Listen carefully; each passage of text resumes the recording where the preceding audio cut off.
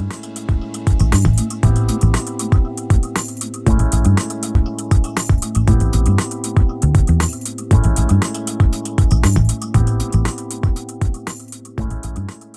I'm Michael Costello from Project Runway and Project Runway All-Stars. I'm here with Pavlina and you're watching PKP TV. Hey everyone, this is Pavlina from Pavlina's Kids Place, and I'm here in New York at the Flatiron District, and I'm here with fashion designer Michael Costello. Hello.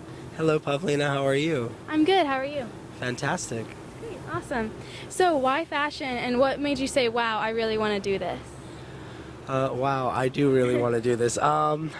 Yeah, ever since I was a little kid, it's all I've ever wanted to do, and I can tell you I know that I was about 2 years old the first time I ever picked up a pencil and paper and I drew like a stick figure model, and my mom thought it was beautiful, and she says I was probably even like early on in my life, like 1 year old, when I started to take dresses apart or want to like grab a dress and it was sparkly and pretty and I liked it and I wanted to know how it was made. So I was very young on it. I've just been obsessed with my passion for fashion. Yeah, awesome. That's really cool. So growing up, kids have all kinds of obstacles. What kind of obstacles did you have, and how did you overcome or deal with them? I think the obstacles that I had growing up were more along the lines of my culture. Like coming from the gypsy culture, you're not exactly allowed to do certain things or act or be a certain person, and I think that was always difficult for me because people would make fun of me if I wanted to design something, I wanted to make a dress, and some of them would get upset and they'd go, that's not right, you shouldn't be doing those type of things. But my mom and dad always supported me, no matter what. My dad would always try and buy me like G.I. Joes, and I'd return them and get store credits so I can buy like Crayola or a Barbie or like markers so I can design something. But I think those are some of the struggles that I had growing up as a kid, with people accepting that this is who I am and this is what I want to do. Just in my culture. Everyone else embraced it though. Yeah. Oh, that's good then. Yeah. So, what did you really learn from Project Runway? How to sew in a zipper, but you know what, how to push myself a little more and step outside my comfort zone. I think before I did Project Runway, I was used to just trying to make things really, really simple, even though that's still my aesthetic, keeping it very simple. But I think if I'd never done Project Runway, I don't think I would have ever stepped outside my box or my comfort zone and be open to try different fabrics and and also how to grow. I think I learned how to grow and accept things. Yeah. That's great. That's awesome then. So what do you think really makes your signature look that says this is my design? It'd probably have to be my draping. I'm known as the Don Draper. No. It's definitely my draping. That, of course, is my passion. It's how everything starts, when I just pick up that one piece of fabric, take it to a mannequin, just watch it fall or fold on the body form. It all comes to life, and I instantly know exactly what I want to do. So I'd have to say it's my signature draping. That's great. That's cool. So, how long do you usually spend on a piece? Like, what has been like the most easiest or the most like complex?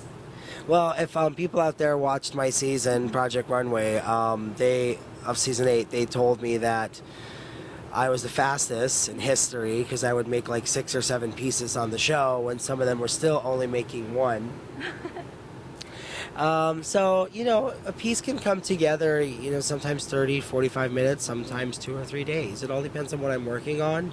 But I've learned that I love to work under pressure. Oh, yeah. So if there's a deadline or somebody who needs something or something that just happens right away, I can whip something up in an hour or less.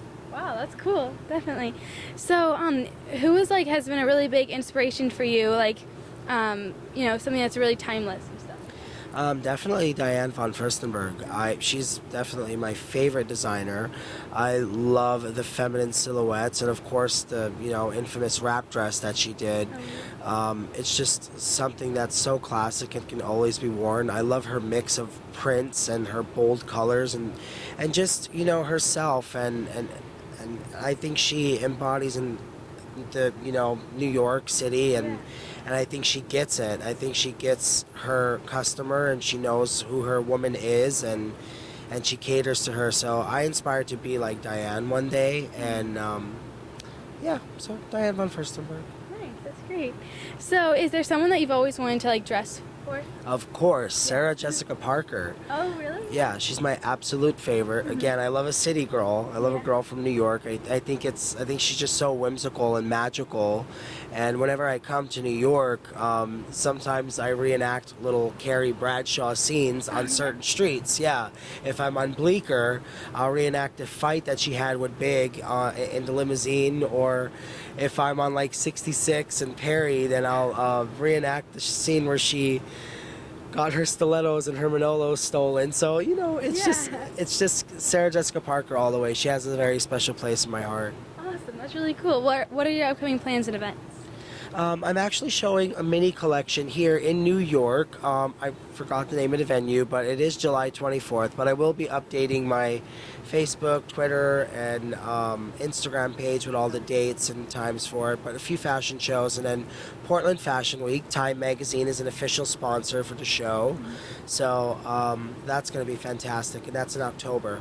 Nice, that's great. Well, thank you so much for talking to me. Oh, you're very welcome.